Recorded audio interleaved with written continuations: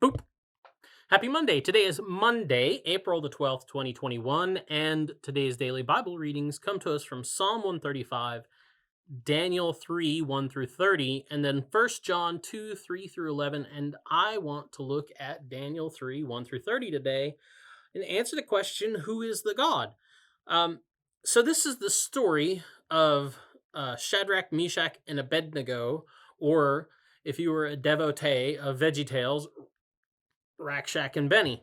And so the story here, and I really don't need to read this to you, tell you this because you've read it already, I'm sure.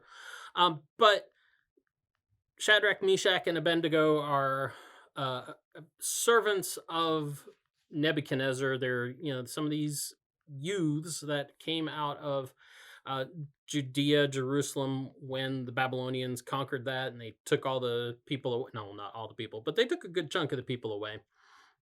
And so here they are, living in Babylon, in under King Nebuchadnezzar.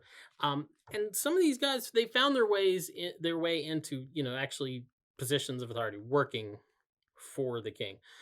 Daniel himself, right, the guy who the book is named after, um, is one of these people. But as a result, they kind of fell into conflict with the people that were already in charge. So, like the satraps and the prefects and the governors, uh, the counselors, treasurers, and justices and magistrates, and all the officials of the provinces assembled for the dedication of the statue to the king. Right, and this was uh, it's kind of a setup. The king, the king decided it was a good idea, right, to build this big statue and make everybody worship it under pain of death, right, to basically an idol that represented himself as a god. And everybody was supposed to bow and worship at it when when the signal went out. And anybody who didn't, people like or wouldn't, people like Shadrach, Meshach, and Abednego, they were kind of set up to fail. They were, the other understanding is that, well, if you don't do this, we'll kill you.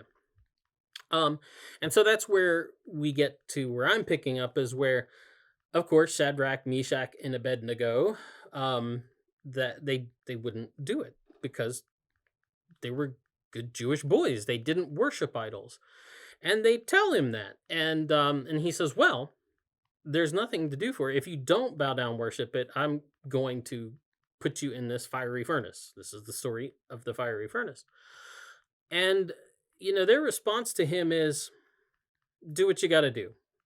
But the interesting thing, though, is he asks this question. He says, "And if I do this, who is the God that is going to deliver you from my hands?"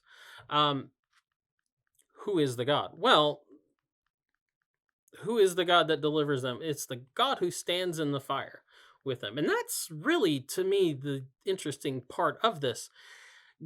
God doesn't, you would expect a story like this for God to come in and do some amazing thing. This is the God, remember, who smote the Egyptians, with all the plagues and the Passover uh, plague, where the angel of death passed over the people of Israel, but didn't pass over the people of Egypt and took all the firstborn. This is the same God who threw horse and rider into the sea, parted the Red Sea and then made it swallow up the Egyptian army and all the chariots and horses thereof. But that's not the God who shows up here. The God who delivers Shadrach, Meshach, and Abednego from this bombastic, idolatrous, full of himself king, who makes this golden statue of himself, I guess it was gold, and takes it to, the Babylonian National Convention or whatever. The God who shows up doesn't go out of his way to be as loud and more impressive and more bombastic than this pretender God. He just shows up and stands in the fire with Meshach, Shadrach, and Abednego. The God who would deliver them is the one who stands in the fire with them. And the interesting thing is, he forces Nebuchadnezzar to admit that he's not a god. He forces him to admit that he was wrong. He forces him to witness exactly what kind of God it is that delivers people from his hands. And at the end of the day, he has to admit he's wrong and then threaten anybody with penalty of death that speaks against the God of Shadrach, Meshach, and Abednego. So, who is the God who would deliver them from his hand? It's the God who stands in the fire with you. That's the God. Anyway, that's the DBR for today. Go out, enjoy the day, have a great day, and we'll be back tomorrow. Boop.